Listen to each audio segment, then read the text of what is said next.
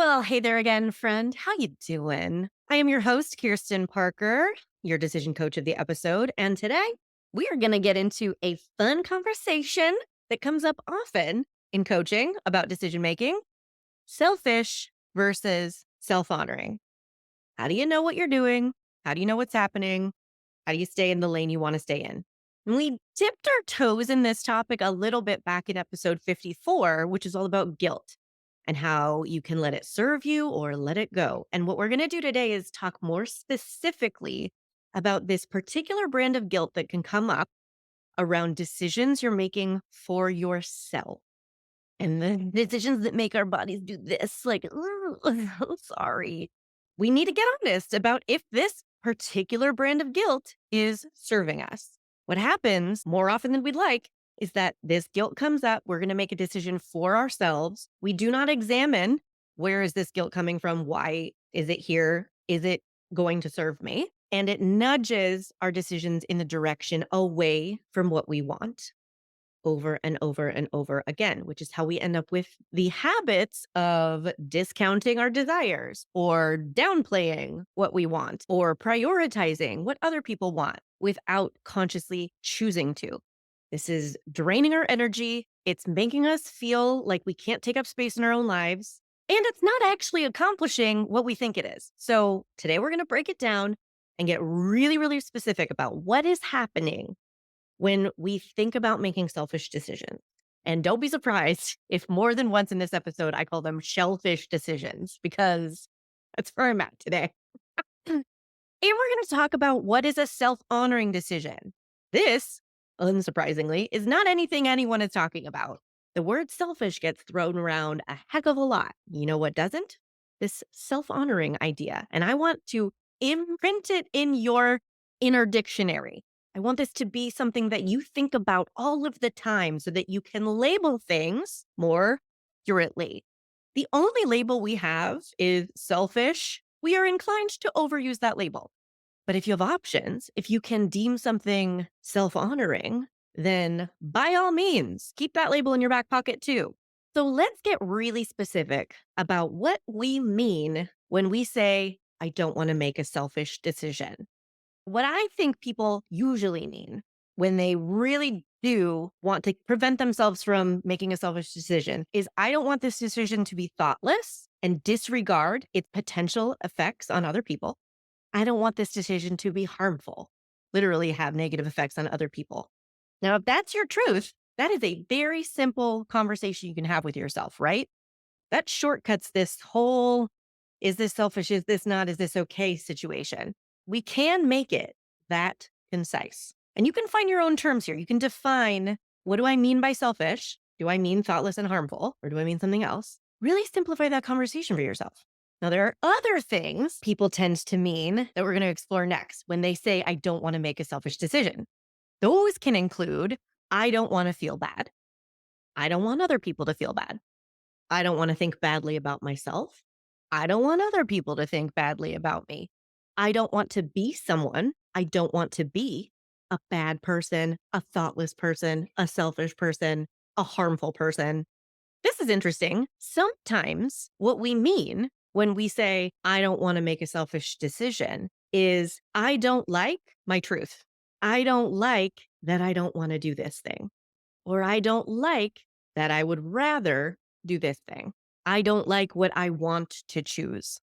Another version of I don't like my truth is I don't like the truth. I don't like the truth of reality right now. We're going to get into specifics with all of these. Don't you worry. But what I mean by we don't like the truth of reality right now, it can be a confluence of circumstances and thoughts and feelings that we just don't like. They're not ideal. That confluence of circumstances, thoughts, and feelings can nudge us in the direction of a choice that we think might be selfish. But what's really happening is we are taking into account the truth of reality and responding to it authentically. I know we're going deep here. I promise we're going to simplify all of this. And of course, a big alternate meaning to I don't want to make a selfish decision is I don't want to experience negative consequences from this decision.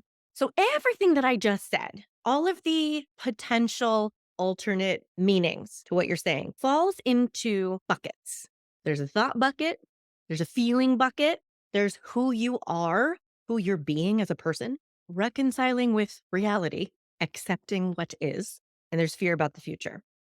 So if we've taken your initial thesis statement, I don't want to make a selfish decision.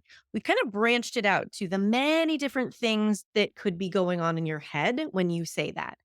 You could have a lot of these thoughts going on at once. That's normal. It's okay. We're still going to simplify it. I want you to just take a moment to recognize that it can seem very simple when you present this idea that, "Oh, I don't want to make a selfish decision." And I want you to challenge yourself to get a little more honest, get a little more curious about what don't I want? When I say I don't want to make a selfish decision, what does that mean? This is a question I ask my clients often, and it can be challenging to answer. What do you mean you don't want to make a selfish decision? I want to make it easier for you to answer this. That's why I'm giving you so many examples, because what you can mean is I don't want to be a selfish person, which is fabulous to know because then we can stop focusing on the decision, which is nominal at this point, and we can focus on what really matters, which is, are you a selfish person? What would make you so? How would you find out? So we've taken your thesis statement. I don't want to make a selfish decision. We've given you lots of different avenues to look at of, okay, I could mean I don't really like that I don't want to do this thing. I'm afraid of what's going to happen if I choose this thing. I don't want anybody else to think I'm a selfish person. So there might be a lot going on here. And then we've kind of recondensed these concerns, and they come down to thoughts, feelings, who you are, accepting reality, and fear of the future. How is this helpful? Why does this matter? Let's take the feelings bucket. All right. I don't want to make a selfish decision translates into I don't want to feel bad and I don't want other people to feel bad. Already, we have some clarity because other people's feelings, not in your sphere of control. We can let go of responsibility for everyone in the world being happy with our choices. Doesn't that just feel delicious? I know it doesn't. I know that you would rather have everyone feel happy all the time. But remember why we're having this conversation in the first place. You want to start nudging your decision making more in the direction of what you authentically want. And if you're in the habit of nudging it in the opposite direction and you're sick of it, this is one area that's going to make a huge difference to look at. Are you deciding the choice you're about to make is selfish because you're trying to prevent someone else from feeling a negative emotion like anger, disappointment, sadness? If you can let go of responsibility for someone else needing to feel any certain way, and trust that they can survive whatever emotion they're going to feel. I promise they can.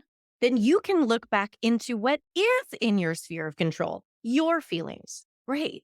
Now we get to decide, are you willing to process and regulate your emotions for the sake of making a more authentic, self-honoring decision? I know we're talking in a lot of decision mastery coachy terms here. So let me give an example so that we can put this in reality. You've been invited to an event and you're worried that it will be a selfish decision not to go. All right. Pretty basic example. Most people can relate because we've all been invited to stuff that we don't want to go to. Now, I'm not suggesting that you have to run yourself through this entire checklist and go through all of these buckets that we're talking about every time you're worried about making a selfish decisions. Yeah, I told you. But I do want you to let your mind just open up to this conversation so that you can more easily recognize when something like this is going on. So if you've been invited to an event, you might be worried it's selfish to say no. What you might be concerned about is you feeling bad and other people feeling bad. And that's where you can have an elevated conversation with yourself when you're making this choice. The habit, default, autopilot choice might be, I have to go.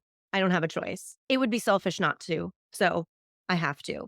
A more elevated conversation sounds like, well, I don't really want to go, but is that selfish?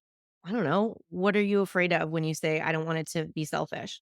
I don't want to feel horrible and I don't want them to feel horrible. All right. What do you want more? To do what you want or to avoid feeling horrible.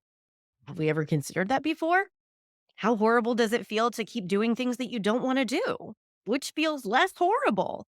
So already we're only at the first bucket, but you can see how much more of a nuanced conversation is available to you when you stop accepting selfish at face value from your brain. When your brain pushes back against the decisions you want to make, calling them selfish or calling you selfish, you're going to push back a little bit. You're going to say, well, what do I mean by selfish? Hold on here. Let's have a higher level conversation because we deserve it.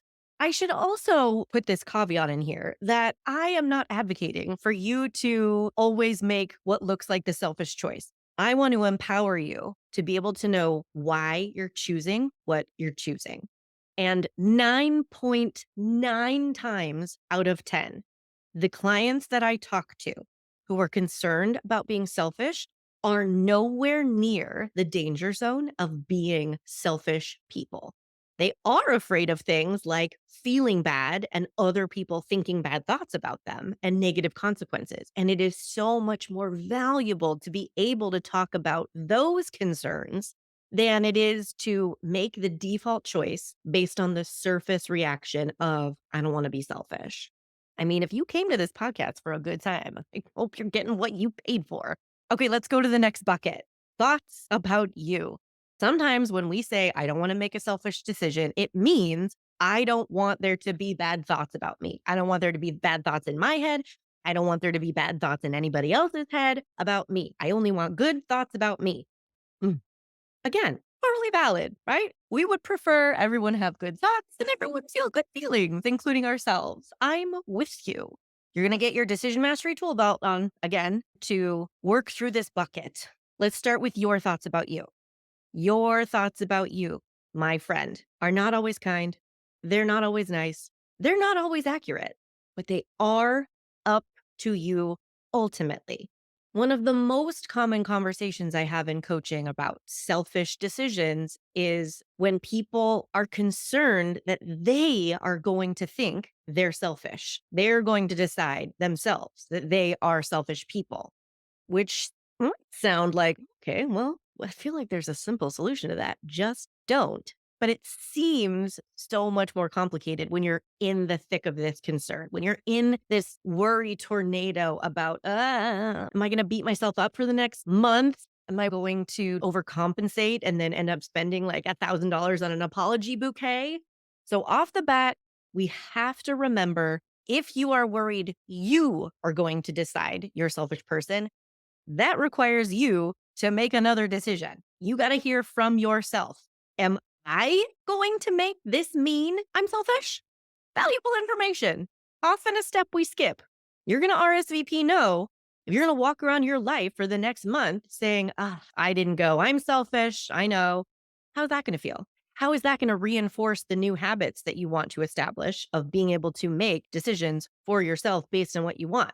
So, if part of your old programming, the minions who are trained in the last chapter are chiming in with, we're going to be selfish if we do this or if we don't do this, then you got to make an announcement to the floor, call everybody to the table, say, hey, we got an update. The new version of the rules states that it is not, in fact, selfish to do this. All right. Everybody clear? Great. Is it always as simple and clear cut as that? No, because our thoughts about ourselves are not always kind and nice and true. But it's at least a start for you to know, where do you stand on this, if it's selfish or not, according to you. Now, when it comes to thoughts that other people might think about you, here's what I'm going to tell you.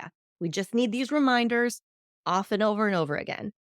Other people's thoughts about you are A, their prerogative, B, never fully knowable, and C, impermanent. Might someone think that you're selfish for saying no to their thing they invited you to today? Yes. Might they think a different thought about you tomorrow? Yes. Are you ever going to know the entire transcript of their thoughts about you? No. Sometimes this helps people get past that initial feeling about, what if they think this about me? We can honestly ask, what if they do? Will they think that forever? Do you think they'll get over it? Do you think they might be able to think two things at once? Like, damn, I think that's a little selfish. And I also understand because I've said no to things that I don't want to go to. So hopefully, we've given you some language and some perspective on working through these first two buckets. When your concerns about a choice being selfish actually have to do with your thoughts and feelings and other people's thoughts and feelings, you can coach yourself now through those thoughts and have, just like I said, a more elevated conversation with yourself. Ultimately, you get to decide. Do I want to make a choice that could potentially end up with me thinking and feeling bad things? If you don't want to deal with that, great, don't make that choice. But at least you're going to do it consciously, not on autopilot. Now, we've gotten to these next three buckets. Let me remind you where we are in our conversation. Sometimes when we're concerned about being selfish, what it really has to do with is who we are, like the truth of who we are, the truth of reality, and whether or not we like that, and fear about the future, fear of consequences. This is where having an awareness of self honoring decisions can really, really help. And we haven't defined self honoring yet. So let me take out my handy dandy Decision Masters workbook, the Decision Masters program, and the Decision Masters course that everybody gets, whoever works with me, is all about powerful, authentic, self honoring decisions. And we define them in the handy dandy workbook. Self honoring choices specifically are about honoring your boundaries, your limits, your wellness, essentially, your truth. So if you've decided, I want to be a person who makes self honoring decisions, first of all, what a clearer, more actionable directive than I don't want to be a person who makes selfish decisions.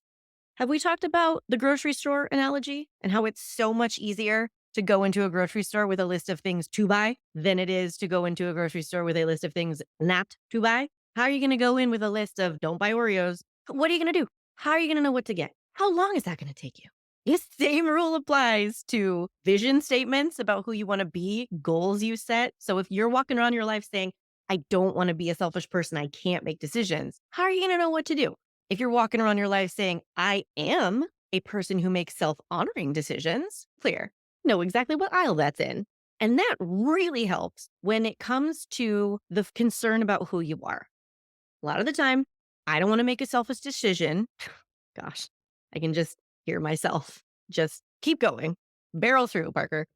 A lot of the time, when people don't want to make a selfish decision, what they really are saying is, I don't want this to mean I'm selfish. I don't want this to go in an evidence pile that gets collected in the history of me, only for me to find out I'm selfish.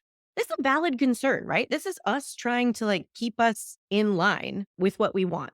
Unfortunately, we can have skewed images in our minds of who we should be. And we can think, oh, I got invited to a thing. And to say no is selfish. So I have to be the person who says yes, because that is the only correct way to be. What that discounts is what you want, how you feel, what else is going on in your life. A lot of the time, the self honoring choice looks like what used to be called the selfish choice when we were just judging how we should be. But if the self honoring choice today is, I haven't had a day off in 23 days, I haven't done laundry in who knows when, I haven't eaten a vegetable yet this week, you might say no to the thing that you don't have the energy or the interest for. But all of a sudden, when you slap a different label on it, oh, this is the self honoring choice. Guess what? You don't have to feel bad about yourself or who you're being, because who you're being is the person honoring your boundaries and limits and wellness. Fancy that. A universe in which you honoring your boundaries and wellness might look the same as being selfish from a different angle. That's wild, right? The same thing goes for the reality bucket. Let's remember what we're talking about. Sometimes when we're afraid we're going to make a selfish decision, what we're really struggling with is just reality. Maybe you do want to go to that event. Maybe in a perfect world, you would love to get the outfit and buy the plane ticket and stay in a hotel and take time off work. And maybe that's not the reality that you're living in right now. Maybe you have financial or health or relationship or other circumstances that just aren't the way that you wish they were. Our finances and our energy and our mental capacity and our jobs and our interpersonal relationships don't always align with how we would prefer things to be to make the decision we'd really rather make if things were different. And sometimes we're just missing that language in order to green light a decision. The language of selfishness can be so strong and overpowering. It can drown out this other conversation about, I don't actually think it's a selfish decision. The self-honoring choice here is to do the thing that's probably going to make me sad and probably going to make other people sad. In these circumstances, the self-honoring choice usually prevents you from putting yourself in further danger just for the sake of avoiding uncomfortable thoughts and feelings. Because think about this. If you were playing by old rules, right, where it's selfish to say no to the thing, so you have to go to the thing, but you really can't afford it, or there's something going on with your friends, your spouse, your family that authentically you would want to stay put for and be present for, or you're exhausted, or your focus really wants to be somewhere else. By agreeing to go to the thing, just because it would be selfish not to, and we can't deal with all those messy thoughts and feelings, you might be putting yourself in further danger in one of those areas that we talked about, and not for a great reason. Okay, we've come to the final bucket, and it's a really, really valid one and a really, really common one. We don't want to make selfish decisions some of the time because we don't want to experience negative consequences. I don't know where I just channeled Michigan. What was that? Consequences? Sorry, not sorry. The self-honoring option can help you work through the bucket of fear about the future and negative consequences. Because to make a self-honoring choice, you have to commit to stay on your own team and believe you can solve any problem you need to. What? That sounds insane and dangerous. I know. But this is how we break that cycle of constantly making fear-based choices because of the consequences that we don't want to experience in the future. So I'm just going to keep myself as small and quiet as possible and try to make everybody happy and never make a selfish decision. As soon as you start taking up more space in your life and you start saying yes to more things you do want to do, and you start saying no to more things you don't want to do, there might be ripple effects. People might have thoughts and feelings. You might have thoughts and feelings. But guess what? If you trust yourself to stay on your own team and not constantly beat yourself up for being a selfish, thoughtless person, if that's not how you honestly feel, and if you trust yourself to solve any problem you need to, you all of a sudden get to look at these consequences with a little more empowerment. You get to look at what you're afraid of will happen or not happen and just question not will that happen or won't that happen, but could I handle that? What would I do about that problem? If you're worried you're going to say no to an event and it's going to cost you networking opportunities, and that means your business is going to never get off the ground, what are we going to do about that? Can we actually make a self-honoring choice because we don't want to go to this event and make sure that we network like a boss and get everything done that we want to get done in some other way? If you're afraid this person's going to kick you out of their lives because you say no to their event, can we, instead of just avoiding the selfish decision and reluctantly going, can we make the self-honoring choice to not go and trust ourselves to handle any consequences?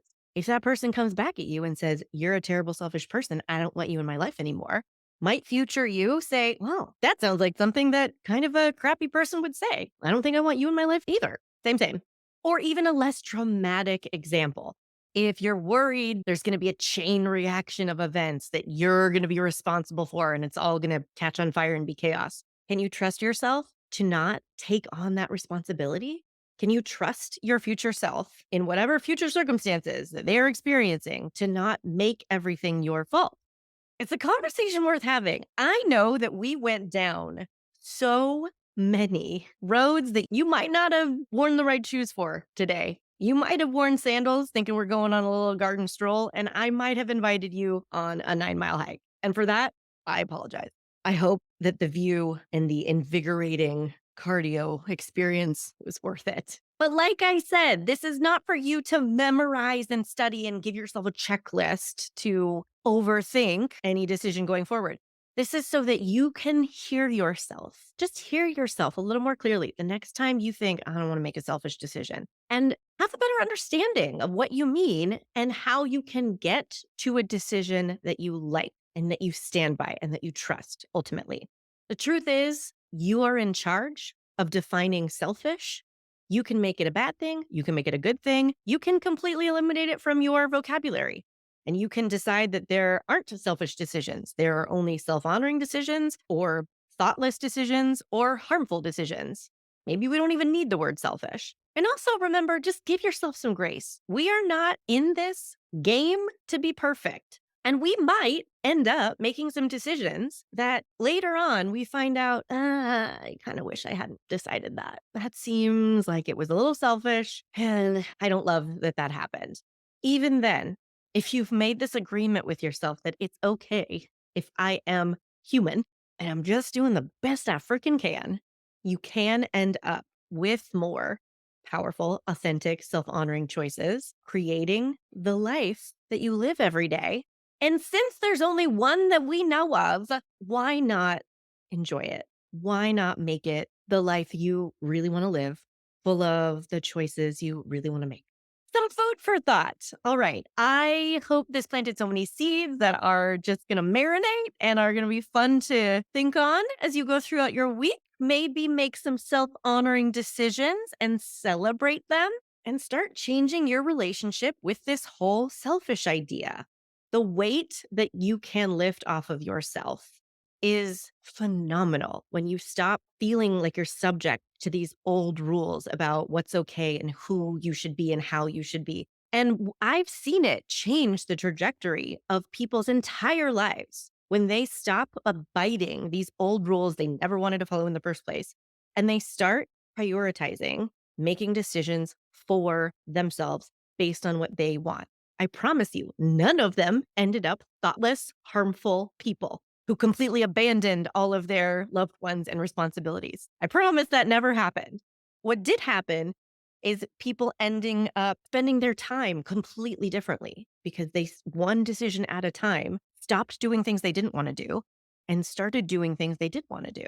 It's affected their careers, their health, their relationships, and it's just one decision at a time. So I hope you give it a chance. And of course, if you want my help, these can be hard habits to change on your own. So reach out, find out how we can work together in a way that's best for you. Book your consult at kirstenparker.com/schedule. I would love to talk to you about the decisions you want to start making and stop making and how you want to change that whole experience. Literally my favorite thing to talk about. So if you're ready to talk about it too, book your consult right now. And in the meantime, have a great week. We'll see you soon. Hey, want to find out your decision style? Obviously, go take the decision style quiz. It's in the show notes and at kirstenparker.com/quiz. We all have our style when it comes to making decisions, but do you know how to use your default way of thinking to your advantage? Or do you mainly get stuck in the most annoying parts of overthinking and people pleasing? The decision style quiz has your answers, my friend. Take it right now at kirstenparker.com/quiz.